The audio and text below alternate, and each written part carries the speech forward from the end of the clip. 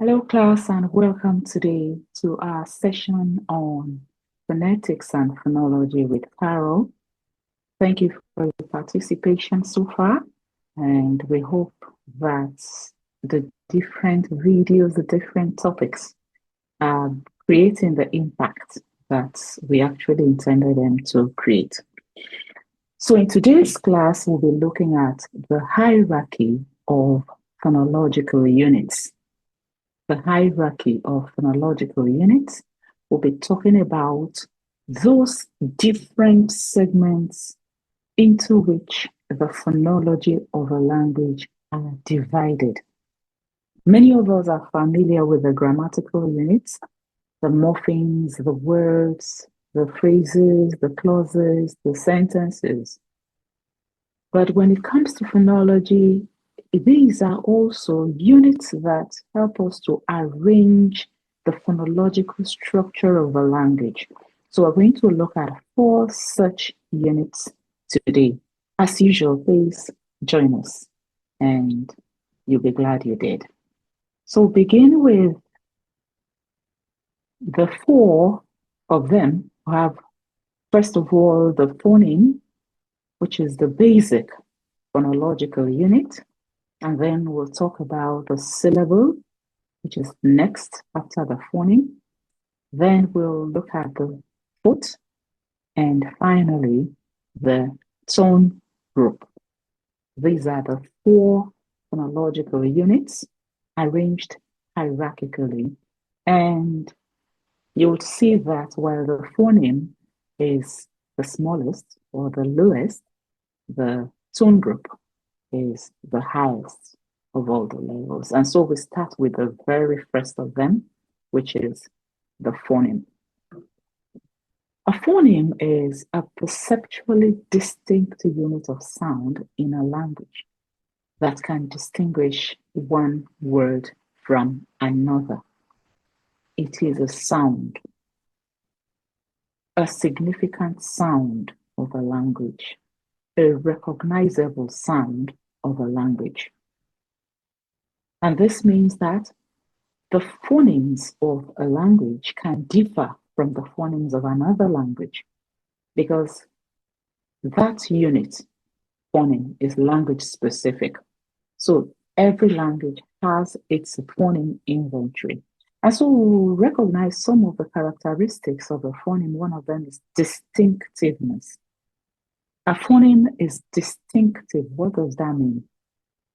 Each phoneme can be described in a particular way with a combination of linguistic labels that apply strictly to it.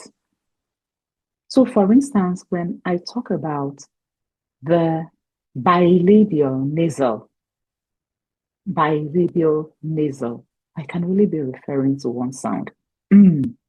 If I talk about the lateral, everybody knows I'm talking about the glottal fricative, the palatal glide,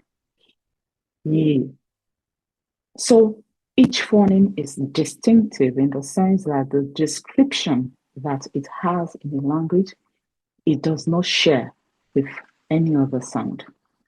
The second characteristic is that phonemes are significant. What makes them significant?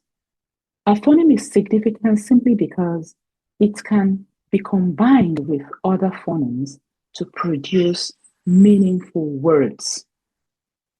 If when you combine it with other sounds, it does not produce a meaningful word, then it is not likely to be a phoneme in that language. So if you look at some of the sounds we have in English, I have here k, o, and t, and that will give us court. I have b, a, and g, that gives us bag. L and I will give us lie. So that's what makes a phoneme significant. It can result in the creation of meaningful words in a language. A third characteristic is that the phoneme is contrastive. Contrastive. Contrastiveness simply means that a phoneme is able to keep meaning apart.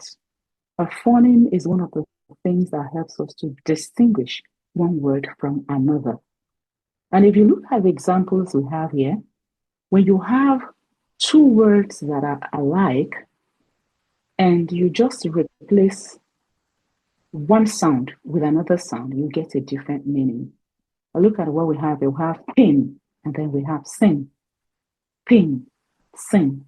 The meaning of those two words differ simply because we have replaced one sound with another. So because this replacement can bring about a difference in meaning, we conclude that those sounds are actually phonemes. And we call this particular combination a minimal pair. You'll see that every other thing is the same except for the phoneme in contention. The next example, we have Kate and cat, where the contrast is between A and A. And then we have den and pen, where we're trying to contrast D and P. So as we said, the phoneme is a language-specific unit. Every language has its own phoneme inventory. So from there, we'll talk about the next, which is the syllable. What is a syllable? It is a permissible sequence of sounds that can be produced in one breath effort in a language. A permissible sequence of sounds that can be produced in one breath effort in a language. This particular definition draws attention to the fact that a syllable pays attention to what is acceptable, what is permissible within the particular language in question. It is not every sound that can be combined with another sound. There are sounds that can be combined, there are sounds that cannot co-occur. And another thing that this definition draws to our attention is the fact that the syllable is produced with one breath effort, which means one attempt to exhale air, one expulsion effort of air from the lungs. And if you look at the example we have here, we have ka, which just has two phonemes making up a syllable, and a, ka.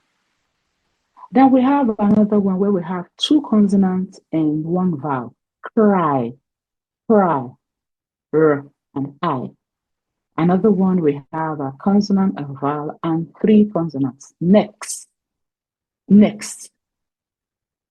So this is possible because English permits consonant clusters. There are languages that do not permit consonant clusters, and in such languages, you won't have this kind of combination. Again, we can define the syllable as a peak of prominence, optionally surrounded by less sonorous segments. What this simply means is that the compulsory or obligatory element in a syllable is that peak, which usually is a vowel. And we say that vowel is optionally surrounded by less sonorous segments, which means if you have only a vowel, you have a syllable. Like in the example we have here, I, that's a vowel, that's a syllable. Now we can have that vowel preceded by a consonant. As in the example we have lie, that is also a syllable. Then we can have syllable consonants before and after, as in the example might. So this second definition emphasizes the fact that the vowel peak is the most important and the obligatory element of the syllable. A third, yes. So the syllable structure, like the phoneme, is also language specific. As I mentioned earlier, there are languages that do not permit the consonant cluster. and there are languages that do not permit a final consonant. So if you look at what we have here, you see that most languages favor the open syllable structure. That's where we have a consonant followed by a vowel. That's an open syllable structure. But the closed syllable structure has a consonant at the end. So you can have a consonant followed by a vowel and then another consonant. So we look at the foot. The foot is the basic unit of a rhythm.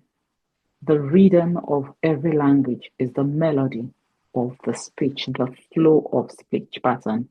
And the basic unit of that melody is the foot.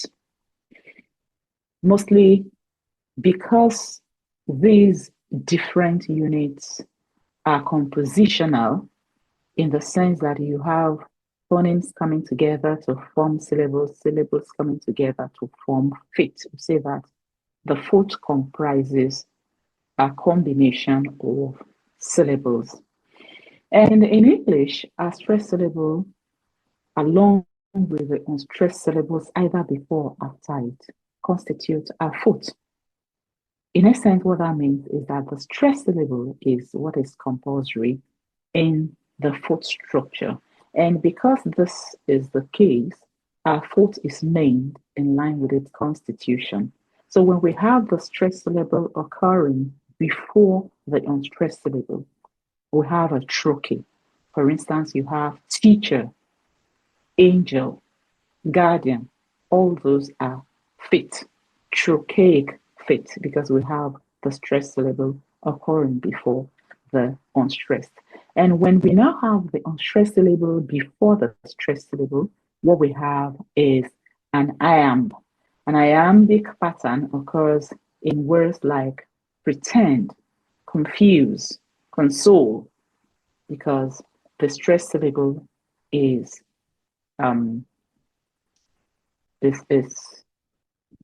preceded by an unstressed syllable. But in all, the stressed syllable is the only obligatory constituent of the foot in English.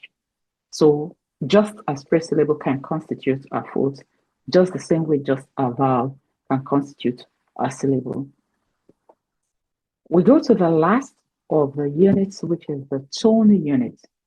This particular unit is the largest, and it is also known as the intonation phrase in some climes. It's known as the sense unit, and so many other labels are used to describe it. But in essence, it is that part of an utterance which is dominated by a single pitch contour. When we speak, we notice that our pitch can go up, it can come down in different patterns. That string of your utterance that is dominated by just one pattern is what constitutes a tone group. Apart from being characterized by the tone, the pitch that dominates it, we can also identify a tone group by the fact that it usually coincides with a grammatical unit. It can be a word, a phrase, a clause, a sentence. In the example I just gave now, when I said a word, a phrase, a clause, a sentence, I have each of them a phrase dominated by a pattern, and each of them actually constitutes a tone group. Now, it also coincides with points at which pausing is possible. Note that when I said a phrase, a pause, a phrase, a clause, a sentence, after each there is a pause. So, three ways of identifying your tone group. One is the fact that it will coincide with a meaningful unit, or if you like, a grammatical unit. Then it coincides with a point where pausing is possible. And third, it will be dominated by a particular pitch contour. So as we said, it's also known as an intonation phrase or a tone unit, and it is the basic unit of intonation. Intonation, as we know, is the use of the pitch to express meaning, the use of pitch to alter meaning, the use of the pitch to communicate linguistic meaning, in which sense we can have the same string of words produced to mean a different thing just by altering the pitch. You are here. You are here. The same pitch. By altering the pitch, I have created a question from a statement. So the hierarchy we have looked at, we can see that the phoneme is essentially the lowest in the hierarchy, no doubt about that, and the tone group is the highest. The syllable is the unit of stress. When you talk about stress in English, you talk about stressed syllables, unstressed syllables. So the syllable is the unit of stress. The fourth is the unit of rhythm. The tone group is the unit of intonation. And the relationship of all these units is compositional in the sense that you combine phonemes to form syllables, you combine syllables to form fit, and you combine fit to form tone groups. Before I leave you today, let's have a recap again. We identify 4 units within the phonological units. First, we said the phoneme is the basic unit. It is a distinctive, significant, and contrastive sound of a language. We also said that the syllable is a permissible combination of sounds, compulsorily containing a sonorous sound and produced in one breath effort. The fourth is made up of an obligatory stressed syllable, optionally preceded or followed by one or more unstressed syllables, and the tone group is governed by a pitch pattern, meaningfulness, and a pause. So that is where we come to the end of today's class. We appreciate your presence. We appreciate your interaction with your comments. Please keep in touch with us. Stay with us as we come your way in another video on phonetics and phonology with Carol.